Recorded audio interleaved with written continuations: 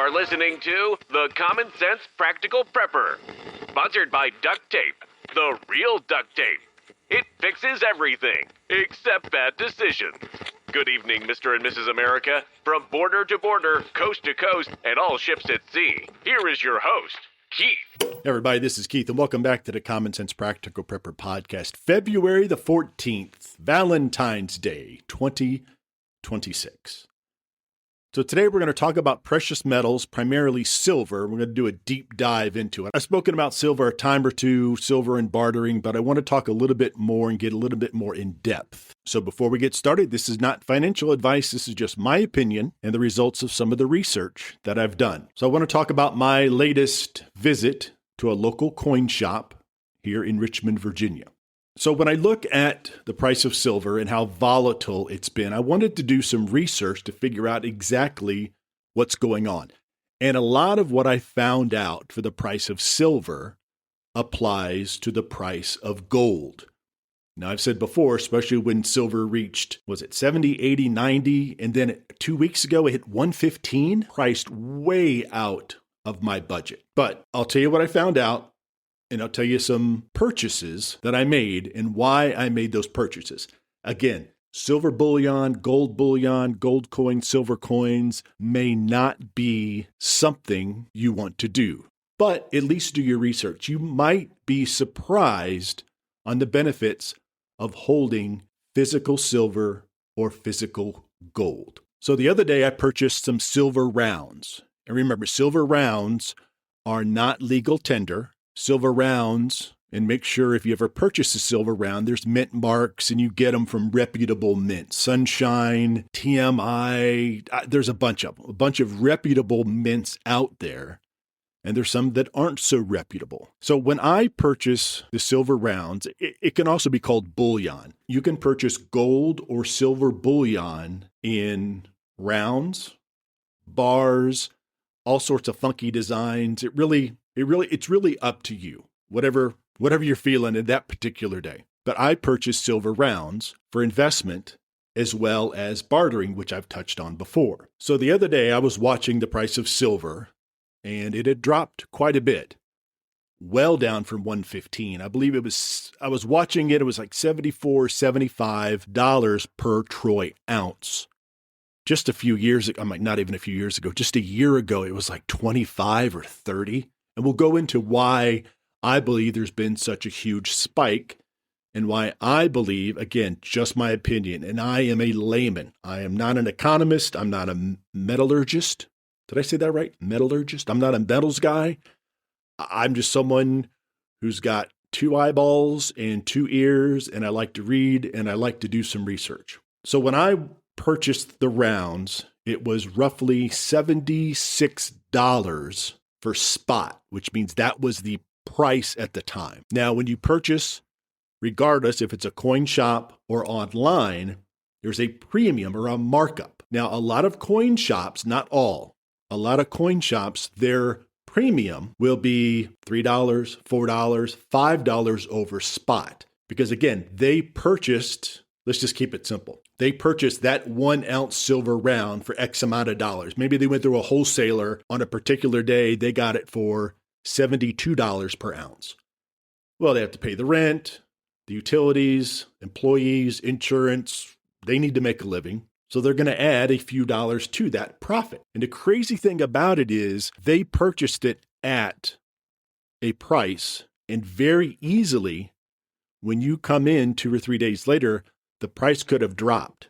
So if they purchased it for 75 and all of a sudden the price drops to 68, they're probably going to take a loss on that particular round or whatever they happen to purchase for $75 that particular day.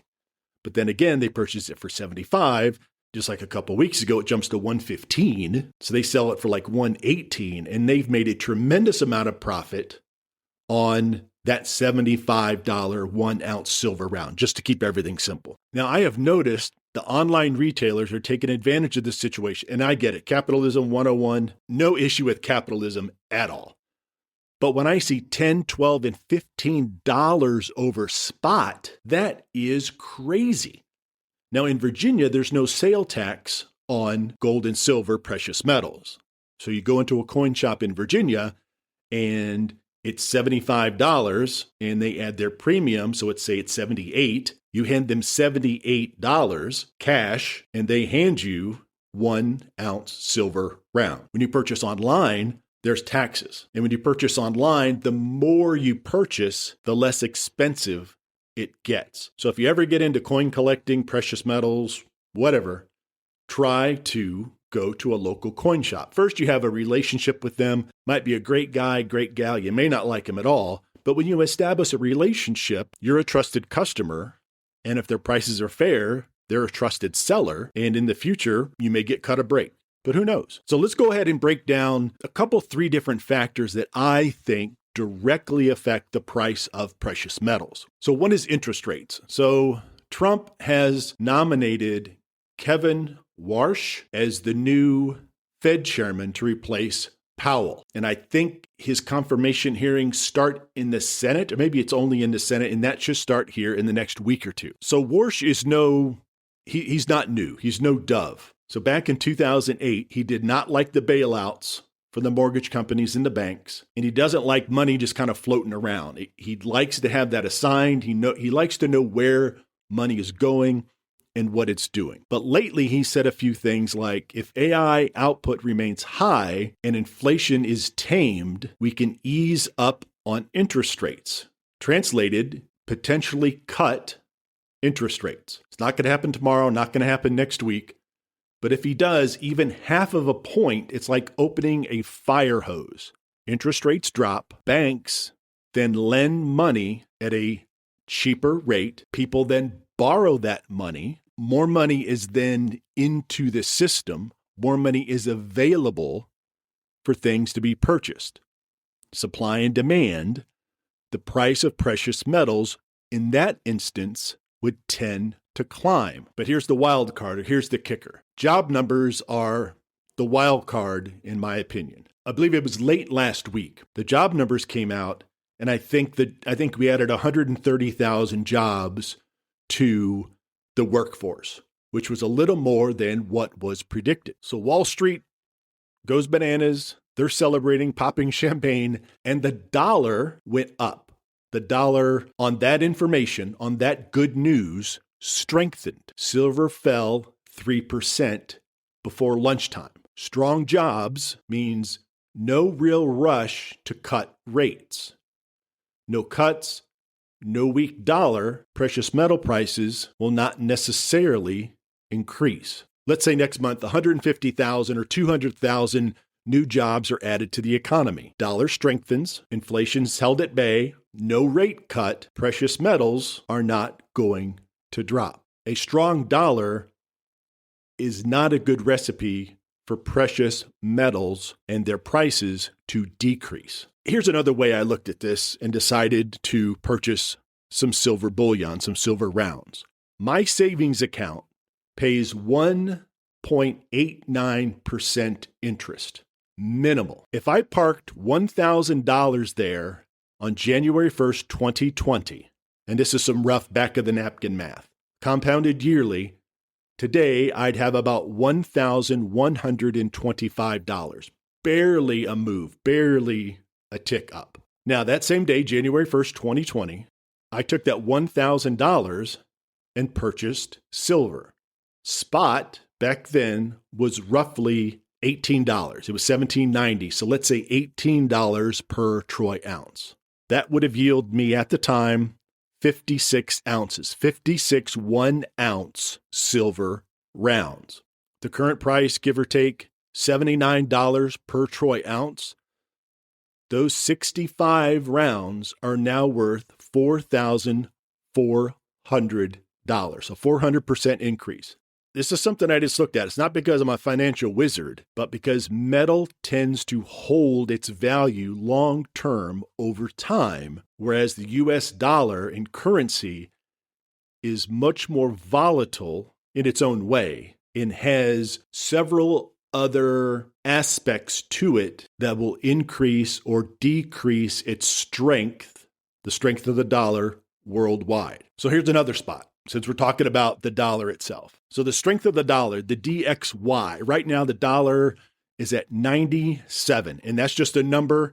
I can't tell you if 97, how much better 97 is better than 95. It's just a number on an index. So currently, that's a strong dollar, relatively speaking. But in January, it was 92. So why did it jump up? Why did it strengthen? There were tariffs. Trump talks tough about tariffs with Canada, Europe, the price of steel, aluminum, even gold and silver itself. Tariffs jack up the costs of items that are imported or exported, and it has the potential to hurt imports. Inflation would tend to tick up a little bit in reaction to hearing about these tariffs. So the Fed might hold rates a little higher to fight that inflation. High rates, dollar stays strong, strong dollar, gold and silver gets pricier for everyone. Less demand, the prices tend to cool. But tariffs also scare people. Trade wars mean uncertainty. You hear tariffs, that's kind of scary. You hear trade war, and that sounds a little scarier. Uncertainty means they sell the dollar and buy metal. China, India, they're not waiting. They're purchasing a lot of precious metals. We'll be back after a quick break. Hey, Common Sense Practical Prepper listeners. Want reliable, long-lasting food for your preps? Augustin Farms has you covered with top-quality freeze-dried and dehydrated meals, veggies, meats, and more. Shelf-stable up to 25 years, made in the USA, and actually delicious. Great prices, even better product. Use my affiliate link in the show notes. Don't forget to use the coupon code PODCASTPREP at checkout for an extra 10% off. Stock up now and prep smart. Back to the show.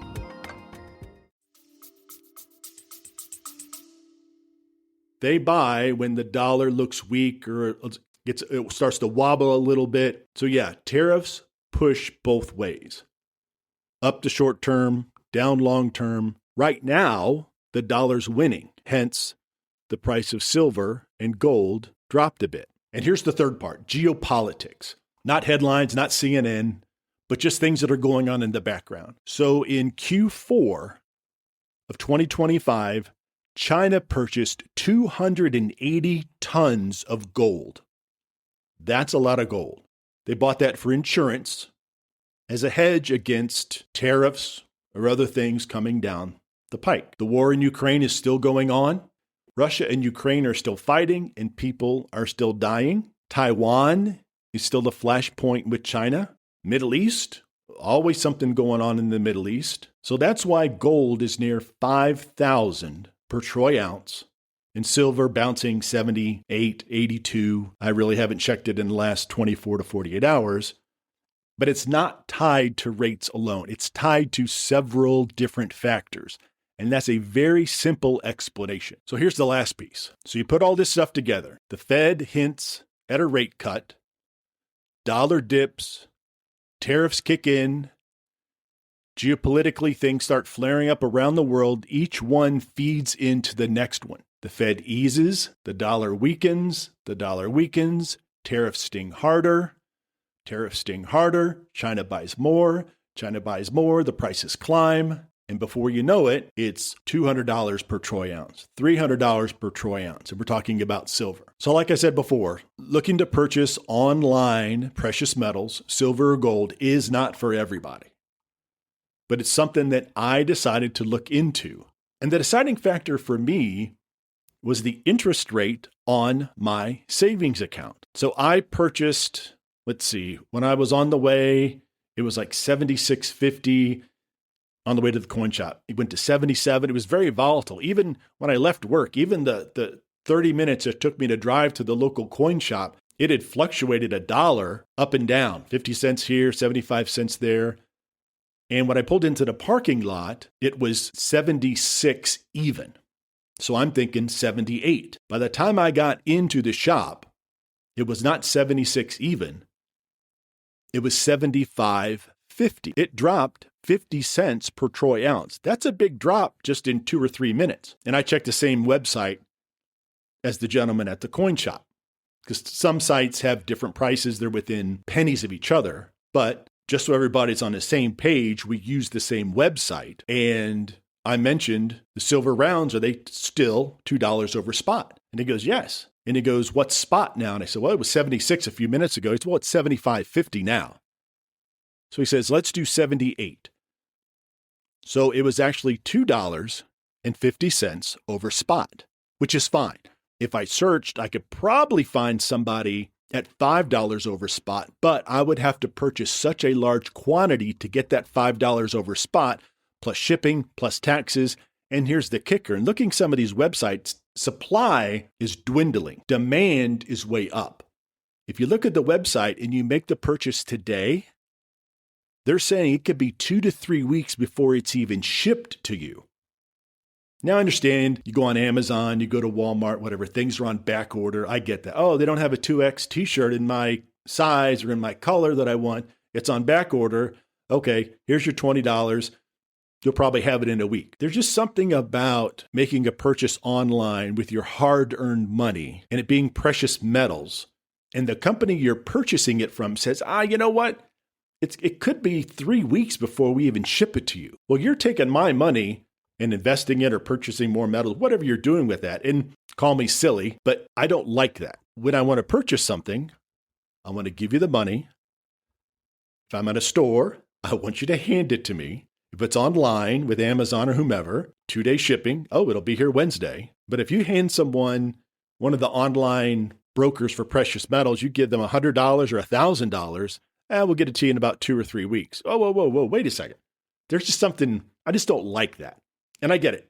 They don't have it. You're locking in the price right then. The really bummer thing about it, if you were to purchase it at $85 per ounce, and then the day it ships, silver's down to 81, and you can't really chase prices like that, you'll drive yourself bananas. Because I got mine at 78. Tuesday it could be 72. I'm thinking, I could have got it for $6 less. Well, yes.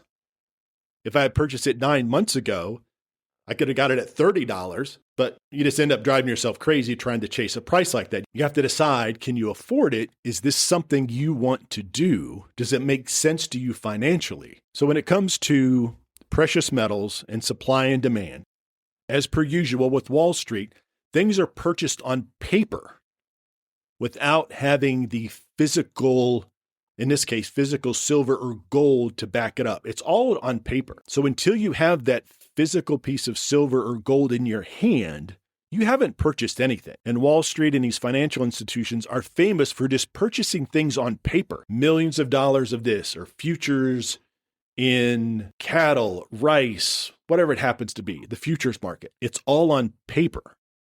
And where the problem is when people come to collect on that. Well, you purchased 16 tons of gold on paper. And now you're like, okay, I want my 16 tons of gold. And the person or company or entity or country that you purchase it from is like, about that 16 tons, I don't have that right now. But that's when things tend to get a little spicy, I guess you could say, when people want what they paid for and it's not readily available. So there is a chance that if some of these larger banks, and some of these large banks have more money than some countries, if some of these larger banks are like, you know what, all that silver, all that gold or palladium or whatever it happens to be that we purchased 3 months ago on paper, we need to take delivery of that because it makes sense to their financial situation. They see it upside. They're going to turn it around and flip it because they think the prices are going to go up. They're going to make some money, whatever is in their financial plan, and they're not able to get their hands on it. That's when there's a run on precious metals. Again, this is just my opinion. I don't have any inside baseball. I don't have any super duper top secret information.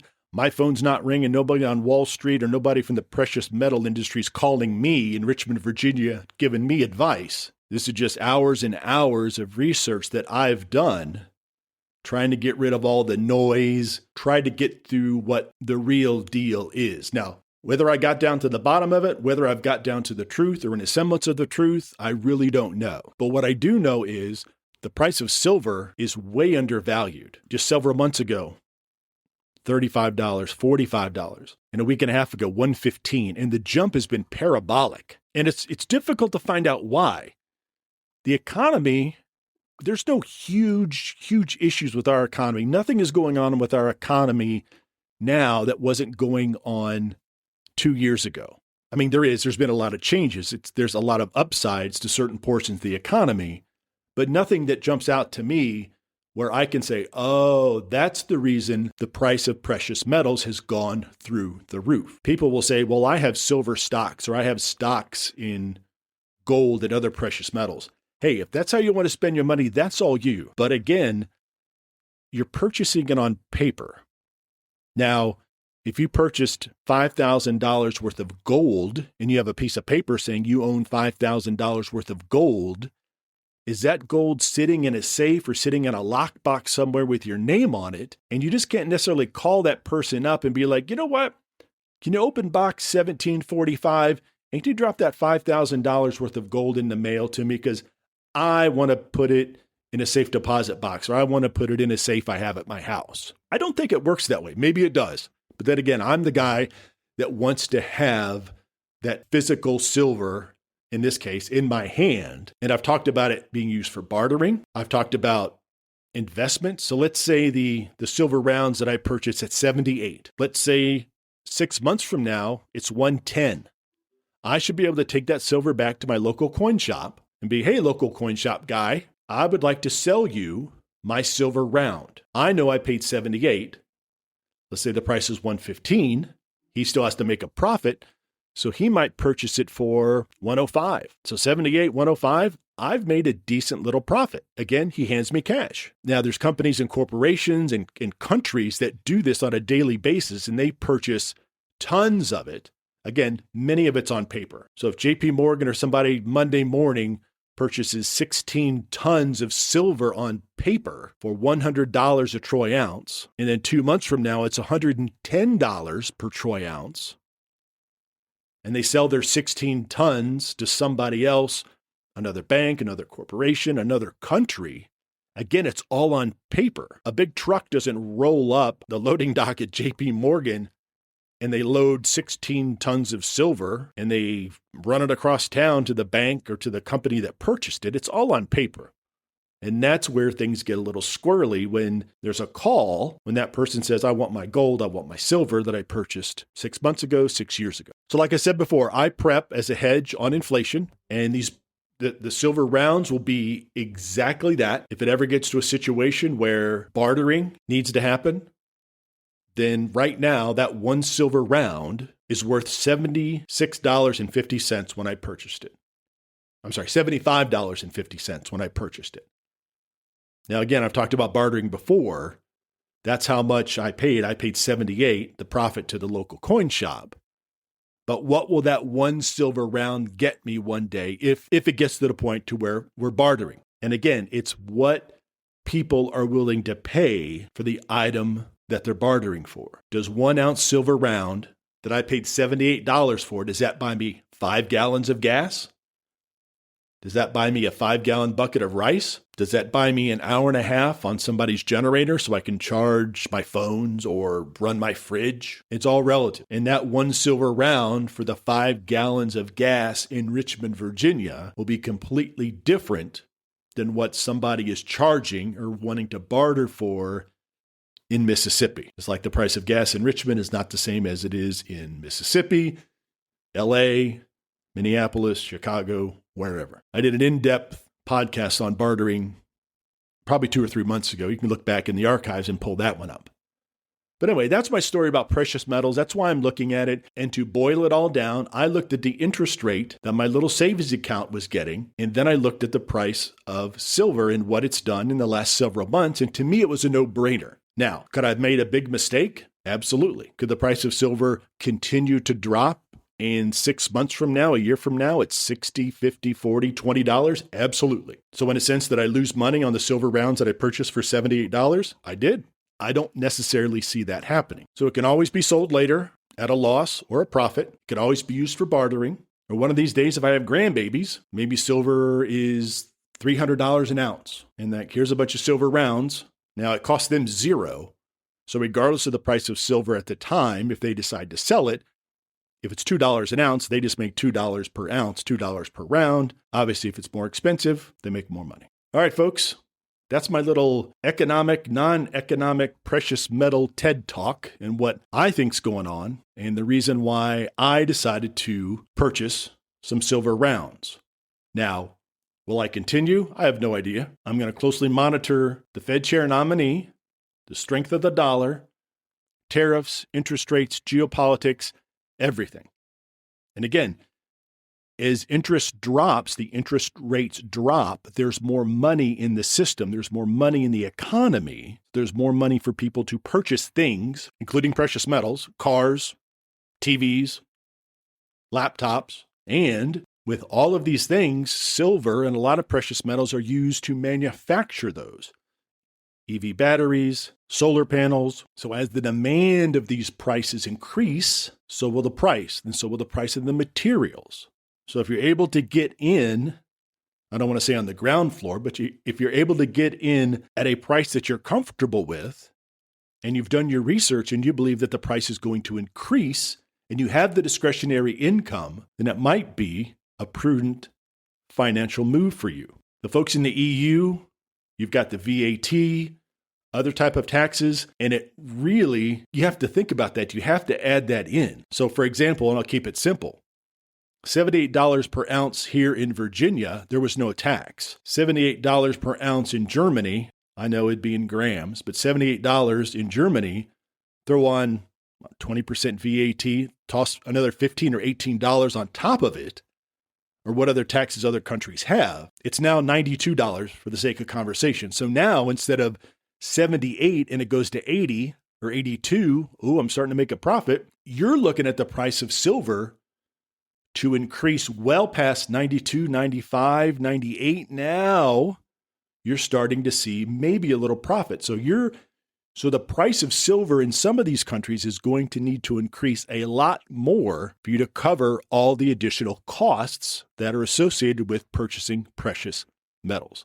Again, do your homework. It could be great. It could be something you want to look into, do your research, or it could be something where you're just like, that is not for me. And I get that 100%. A lot of people like to keep their money in the bank. It's insured by the federal government, at least here in the United States. And more power to you. But getting into precious metals, and it's silver, it's not gold. Trust me, I do not have the money to purchase gold. It's something that I think might be beneficial to me. All right, folks, thank you so much for stopping by. I have more emails to get to. I promise I'm going to get an email episode in as quickly as I can. Don't forget the affiliate link for Augustin Farms. It'll be at the top of the show notes. Use that affiliate link. I get a commission from the sale, podcast prep at checkout for an additional 10% off. Folks, thank you so much for stopping by. Again, I really do appreciate it. And as always, take care of one another. Be careful out there. Happy Valentine's Day. And until next time. You've been listening to The Common Sense Practical Prepper. Subscribe, like, drop a review. Over and out.